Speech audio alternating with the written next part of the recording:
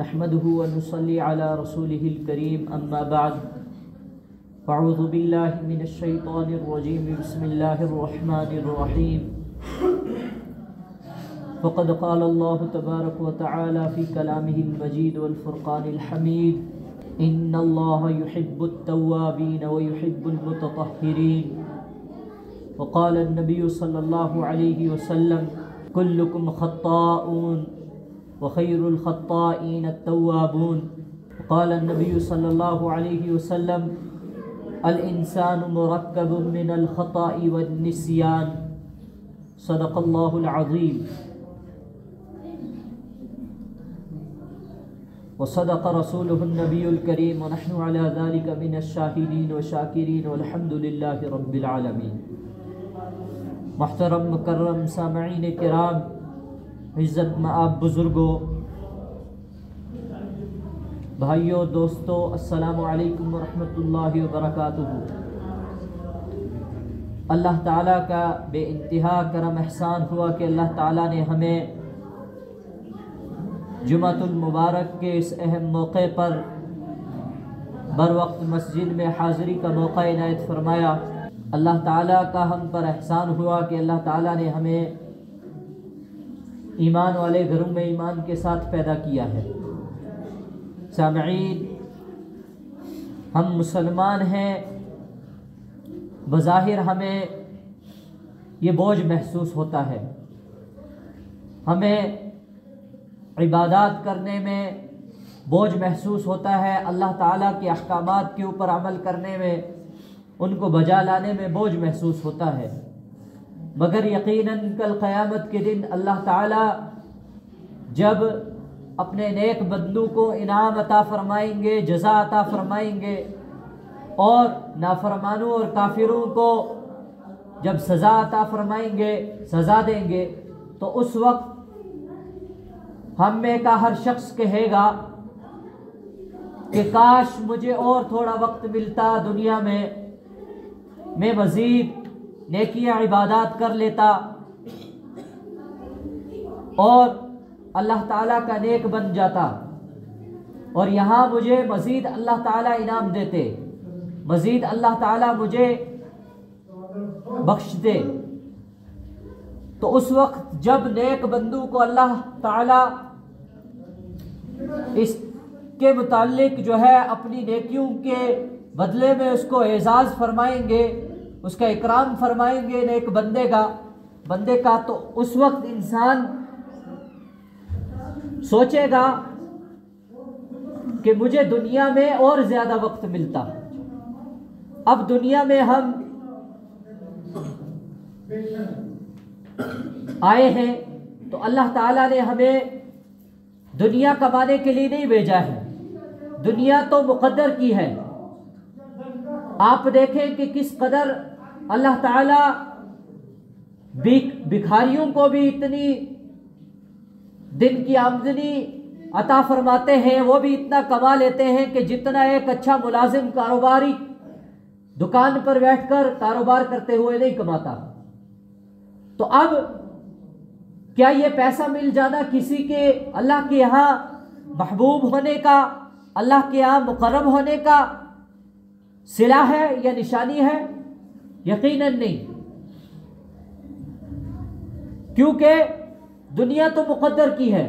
आप देखें कि दुनिया में जितना ज़्यादा इंसान नाफरमान है, जितने ज़्यादा ये मज़े में लोग हैं, ये सब के सब नाफरमान काफिर लोग हैं। तो इंसान सोचता है कि मुझे अल्लाह ताला ने महरूम रखा है, मगर ऐसा नहीं है, क्योंकि दुनिया दारुल असबाब है, दारुल अमल है, दारुल जज़ा नहीं है। फैसले की ये जगह नहीं है जहां फैसला होता हो कि कौन नेक है, कौन मज़े में है, कौन कामयाब है, कौन नाकाम है। ये दुनिया या तो मुक़द्दर की है या मेहनत की है। मुक़द्दर के ऊपर इंसान अगर यकीन करे तो उसको वो मिलेगा जो उसके मुक़द्दर में होगा, और इंसान मेहनत करेगा तो जाहिर सी बात है मेहनत भी अल्लाह ताला रायगा नहीं फरमाते हैं। तो इसी तरह इंसान दुनिया में नेकियों के ऊपर मेहनत करेगा नेकियों के ऊपर मुशक्क़त बर्दाश्त करेगा, नेकियों के लिए कोशिश करेगा, तो अल्लाह ताला इसकी नेकियों को बढ़ा देंगे। और जब इसकी नेकियों को अल्लाह ताला बढ़ा देंगे तो अल्लाह ताला कल क़यामत के दिन इसका एजाज़ फरमाएंगे और दुनिया के अंदर भी इसका एजाज़ होगा। ये मुर्तद और मुल्हिद लोग अक्सर इस सोच को लेकर मुर्तद और मुल्हिद हो जाते हैं कि अगर अल्लाह होता दुनिया में तो जो सबसे ज़्यादा अल्लाह के मानने वाले, अल्लाह के करीबी है, वो मुसलमान है, तो मुसलमान इतनी पस्ती में क्यों होते? इस वक्त मुसलमान सबसे ज़्यादा कटपिट रहे हैं, सबसे ज़्यादा अगर बज़ाहिर देखा जाए नुकसान में, नाकामयाबियों में मुसलमान हैं। तो ये मुर्तद और मुल्हिद लोग यही सवाल करते हैं, यही आर्गुमेंट करते हैं कि अगर अल्लाह होता तो ऐसा ना होता। क्योंकि अगर कोई शख्स ये सोचे कि मेरे साथ बहुत अच्छा है, कोई मेरी इज्जत करता हो, मेरा इकराम करता हो, मेरा अदब करता हो, तो यकीनन मैं उसकी कोशिश करूंगा कि ये मेरे जो है तकलीफ़ों से बचा रहे, मुझसे इसको कम से कम नुकसान हो। तो जब अल्लाह ताला की इबादत करने वाला बंदा नुकसान में होता है, उसको तकलीफ़ें पहुंचती है, तो ये मुर्तद और मुल्हिद लोग सोचते हैं कि अल्लाह है ही नहीं। मगर इसका जवाब ये है कि आप देखें कि पूरी दुनिया में मुसलमान कितने हैं? जो है 2 बिलियन से ज्यादा मुसलमान हैं। और ये तो शायद मुझे लगता है मैं गलत भी हो सकता हूं, मगर इससे ज्यादा मुसलमान हैं और उनमें अच्छे अमल वाले मुसलमान कितने हैं? पूरी दुनिया में जितने मुसलमान हैं उसमें अमल करने वाले अल्लाह का ताला के नेक मुसलमान कितने हैं? जाहिर सी बात है 1% भी नहीं है। तो एक शख्स ये सोचे कि मुझे अल्लाह ताला ने हसीन तरीन दीन मजहब दिया है, मैं मुसलमान हूं, इस्लाम जो है हसीन तरीन मजहब है, इस्लाम इंसानियत का दर्स देता है, इस्लाम एहसान का दर्स देता है, इस्लाम इंसाफ का दर्स देता है, इस्लाम जुल्म का दर्स नहीं देता, इस्लाम में जालिम की कोई कदर नहीं है, मजलूम की कदर है। तो जब ये सब चीजें हैं, मगर इस चीज को इंप्लीमेंट करने वाले मुसलमान कहां हैं? जाहिर सी बात है, इस्लाम कहता है किसी का कत्ल मत करो, इस्लाम कहता है चोरी मत करो, इस्लाम कहता है किसी का डाका मत डालो, इस्लाम कहता है किसी को नुकसान मत पहुंचाओ, इस्लाम कहता है पड़ोसी के हक मत खाओ, इस्लाम कहता है अपने माँ बाप के हुकूक अदा करो, इस्लाम कहता है छोटों पर शफकत करो, इस्लाम कहता है बड़ों की इज्जत करो, इस्लाम कहता है कोई बेचारा बुजुर्ग जो है अपाहिज वगैरह हो तो उसकी मदद करो, इस्लाम कहता है गरीब को सदका खैरात दो कि वो अमीर के कम से कम बराबर हो जाए, बराबर ना सही तो कम से कम अगली बार वो खुद सदका खैरात करने वाला बन जाए। इस्लाम ये सब चीज़ों का दरस देता है। अब जब इस्लाम इन सब चीज़ों का दरस देता है तो इस्लाम को मानने वाले ही नहीं है लोग। तो जब इस्लाम को मानने वाले नहीं है, इन चीज़ों को मानने वाले नहीं है, तो कहाँ अमन आएगा? जाहिर सी बात है अमन आएगा ही नहीं, फिर तो जुल्म ही जुल्म होगा। और सबसे ज्यादा जुल्म किस पर होगा? मुसलमानों पर होगा। क्यों? क्योंकि जितना ज्यादा इंसान करीबी आदमी होता है ना, जब वो गलती करता है उसको सजा भी उतनी ही खतरनाक मिलती है, नाराजगी भी उतनी ही जबरदस्त ज्यादा बर्दाश्त करनी पड़ती है। अनजाना आदमी, कोई अनजाना राह चलता हुआ आदमी मुझे थप्पड़ चेप के निकल जाए, गाली बक के चला जाए, ज्यादा से ज्यादा कितनी देर में याद रख लूंगा? है जब तक लोगों के जबानों पर वो कलमा रहेगा कि भाई आपको थप्पड़ लगा हुआ है, आपको फला गाली बक के चला गया, तो तब तक तो मुझे याद रहेगा। कुछ दिन के बाद वो भी भूल जाएंगे, मैं भी भूल जाऊंगा, उस इंसान की शक्ल तक भूल जाऊंगा। अगर उसके बरअक्स मेरा कोई करीबी जो मुझसे ज्यादा कराबतदार हो, वो मुझे थप्पड़ छोड़िए थोड़ा सा बेअदबी के साथ भी बोल के चला जाए, पूरी जिंदगी उसके मुतालिक मेरे दिल में नाराजगी रहेगी। जब जब वो मेरे सामने रहेगा तब तक मैं उससे नाला रहूंगा, नाराज रहूंगा, मेरा दिल दुखता रहेगा। क्यों? क्योंकि तो वो तो ज्यादा मेरा करीब था ना। इसी तरह जब इंसानों में से अल्लाह ताला ने सबसे ज्यादा एहसान मुसलमानों पर किया है, जब यही मुसलमान अल्लाह ताला की नाफरमानियां करने लग जाए तो जुल्म इन पर सबसे ज्यादा होगा, जुल्म सबसे ज्यादा इन पर होगा, और होगा अल्लाह की तरफ से नहीं, हमारी बदअमालियों की वजह से। इसी वजह से कहा कि जब जालिम को जुल्म से ना रोकने वाला सबसे बड़ा जालिम है। एक शख्स के सामने कोई शख्स गालियां बकता फिरे, किसी को मारता पीटता फिरे, गरीब का हक खाता फिरे, इंसान को कुदरत हो उसको रोके ना, तो जाहिर सी बात है कल ये घूमते फिरते हुए मेरे ऊपर भी आएगी ना जी, वो जुल्म मेरे ऊपर भी आएगा ना। उसको आदत पड़ी हुई है, वो तो मेरे साथ भी ऐसे ही करेगा।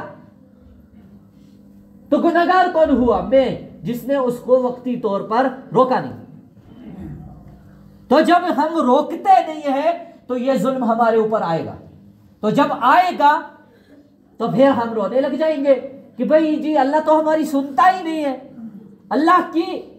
अल्लाह कैसे हमारी सुनेंगे? अल्लाह से मांगा ही कितना हमने। आप सोचे, आज हर शख्स परेशान है। लोग कहते हैं हमें अमन नहीं है, लोग कहते हैं चैन नहीं है, लोग कहते हैं पैसा नहीं है, लोग कहते हैं हमें अमीरी नहीं है, लोग कहते हैं बीमारियां आम है। सब चीजें हैं ना, ये सब चीजें हमारी शिकायतें हैं, ये सब हमारी शिकायतें हैं। आप उसके बरक्स देखें, कितने लोग नमाजें पढ़ते हैं, कितने लोग दुआएं करते हैं, कितने लोग तहज्जुद गुजार हैं, कितने लोग मुसलमाने वज़ाक़ता में हैं। एक शख्स डॉक्टर के पास जाए, डॉक्टर के चेहरा देखे और वापस मुड़ के आ जाए, और घर में आकर परेशान रहे, हो हाय हाय मेरे घुटनों को दर्द खत्म नहीं होता, रोज डॉक्टर के पास जाता हूं, फिर के चल के मेरी एड़ियां घिस गई, मगर मेरा इलाज हो नहीं रहा है। तो आप बताएं, कभी इस शख्स का इलाज हो सकता है? कभी इसकी ये शिकायत दूर हो सकती है? नहीं हो सकती। क्यों? क्योंकि यह तो चेहरे देखने के लिए जाता है, इसने कभी डॉक्टर से जाके बताया ही नहीं, डॉक्टर साहब मैं बड़ा मजबूर हूं। आपको अल्लाह ताला ने इल्म दिया है, आपने महारत सीखी है, ये तिब की महारत सीखी है, मेरे ऊपर ये जो परेशानी आई हुई है, मुझे ये दर्द हुआ है, इसका इलाज कर दे। डॉक्टर साहब पहले देख लीजिए, हाँ जी थोड़ा दर्द है, चलो ये दवाई लो। ठीक नहीं हुई, वह इंसान दोबारा गया डॉक्टर साहब के पास कि डॉक्टर साहब आपने मुझे दवाई दी थी, फिर भी मैं ठीक नहीं हुआ हूं अभी। डॉक्टर साहब कहेंगे यार ये तो सीरियस मैटर है, क्यों? पिछली मरतबा दवाई भी दी, अब सही नहीं हो रहा है। इस बार डॉक्टर साहब कहेंगे एक काम करो, माजरत के साथ आप एक काम करो, जल्दी जाओ ये टेस्ट करवा के ले आओ, एक्सरे करवा के ले आओ, MRI करवा के ले आओ। फिर डॉक्टर साहब देखेंगे, कहेंगे हो माजरत के साथ अगली वो पहली मरतबा जो है मैं थोड़ा रैपिड में आपने को इलाज कर दिया, असल में आपको बीमारी जो है घुटनों के अंदर जो है ये लिक्विड है ये ख़त्म हो चुका है। तो वो कहते हैं क्या? तो डॉक्टर साहब कहेंगे ये दवाई कुछ दिन इस्तेमाल करें, वापस आना। फिर अगली मरतबा गया इंसान के, डॉक्टर साहब अभी इलाज मेरा नहीं हुआ, मुझे बीमारी से शिफा नहीं मिली। डॉक्टर साहब कहेंगे कि ओहो मसला तो बढ़ गया, एक काम करो अब दोबारा आओ मेरे पास, अगली बार आना, ये डेट ले जाओ, इस बार तुम्हारी सर्जरी करनी पड़ेगी। अब सर्जरी हुई, इंसान अब आराम से है। तो यही मिसाल है हमारी, क्या हम जबानों पर हम कह रहे हो मेरे ऊपर जुल्म हो रहा है, मेरी जिंदगी में चैन नहीं है, मेरे घर में मेरे बच्चे मेरे भाई बहन मेरी मानते नहीं है, मगर हमने इलाज ही कितना किया, हम अल्लाह के यहाँ कितना पहुंचे। एक बार अल्लाह के यहाँ रो के रमजान में बड़ा रो पीट के कह लिया, या अल्लाह मेरी नौकरी लग जाए, या अल्लाह मुझे पैसा मिल जाए, बस रमजान खत्म, हमारा काम खत्म। अब उसके बाद पूरी जिंदगी वो रमजान के पीछे लगे रहते हैं, पिछले रमजान को दुआ की थी, नौकरी कोई लगी नहीं, इसका मतलब मेरा मुकद्दर भी नहीं है। तो ये वही मामला हो गया ना डॉक्टर साहब वाला काम। तो इसलिए आपने बार बार अपने इलाज अपनी बीमारी को लेकर जाना है और बार बार अल्लाह से इल्तिजा करनी है कि या अल्लाह मेरी अभी तक बीमारी ठीक नहीं हुई है, मेरा मसला अभी तक हल नहीं हुआ है। जब आप बार बार जाएंगे तो इंशाअल्लाह एक ना एक दिन अल्लाह आपकी सुनेंगे। और ऐसा नहीं है कि अल्लाह सुनते नहीं है, हदीस पाक में आता है इंसान की दुआ हमेशा कबूल होती है, बस इंसान को कबूलियत की तरीकों का नहीं मालूम है कि कबूलियत दुआ की कबूलियत 3 तरीके से होती है। एक कि इंसान ने जो मांगा बेआईनी ही वही मिल गया। मैंने मांगा या अल्लाह मेरी बीमारी ठीक हो जाए, या अल्लाह मेरी नौकरी लग जाए। तो एक दुआ की कबूलियत का अफजल जो निशानी है वो ये है कि वो चीज़ फौरन मिल जाए, या कुछ देर के बाद मिले मगर मिले वही जो मैंने मांगा। दूसरी कबूलियत की निशानी अल्लाह ताला फरमाते हैं कि इसके बदले में इसको कुछ और इनाम दे देता हूं। यानी कि इसने मुझसे नौकरी मांगी, नौकरी की बजाय अल्लाह ताला ने इसको कारोबार दे दिया। इसने बीमारी से निजात मांगी तो अल्लाह ताला ने इसको उस बीमारी से तो निजात नहीं दी मगर कम से कम उम्र में बरकत दे दी। कोई और जो है जिस बीमारी से, जिस परेशानी से इंसान ने परेशानी से निजात मांगी है वो तो नहीं ठीक हुई, अल्लाह ताला उससे बड़ी या उससे कम छोटी कोई दूसरी बीमारी या दूसरी परेशानी ठीक कर फरमा देते। ये कबूलियत का दूसरा तरीका है, दूसरी निशानी है। और तीसरी निशानी जो हमें समझ नहीं आती है, अल्लाह ताला फरमाते हैं जो दुआ बंदा मांगता है अल्लाह ताला उसको अपने खजाने में लिख देते हैं कि इसने ये दुआ मांगी थी। कल क़यामत के दिन इंसान को उस दुआ के बदले अजर दिया जाएगा। तो बंदा कहेगा हाय अफसोस, मेरी एक भी दुआ दुनिया में कबूल ना हुई होती। मैंने पैसा, नौकरी, माल, दौलत, जायदाद, शादी ब्याह की दुआ की थी, कबूल नहीं हुई। काश मेरी कुछ भी नहीं हो कबूल होती, मुझे यहाँ सबका अजर मिलता और आज मैं मजे में होता। तो इसलिए अल्लाह ताला के यहाँ कोई भी जो है देर नहीं है। वो कहते हैं ना जो लोग अल्लाह के यहाँ देर है अंधेर नहीं है, असल में ये भी कुफरिया कलिमा है। अल्लाह ताला के यहाँ देर भी नहीं है, अल्लाह ताला के यहाँ कबूलियत ही कबूलियत है। बस उसकी निशानी कुछ और हो सकती है जो हमें समझ नहीं आ रही है। हम सोच रहे हैं देर चल रही है, देर नहीं है। ये महकमा तहसील जो है में डाला हुआ ये फॉर्म नहीं है कि कभी ना कभी मेरी नौकरी लगी जाएगी, डाला हुआ है फॉर्म, मेरी फाइल पहुंची हुई है महकमे में, नहीं। यहाँ एक्सेप्टेबल है हर चीज, बस मिलेगी कब और कैसे मिलेगी वो हमें नहीं पता चलता, मगर मिलती जरूर है।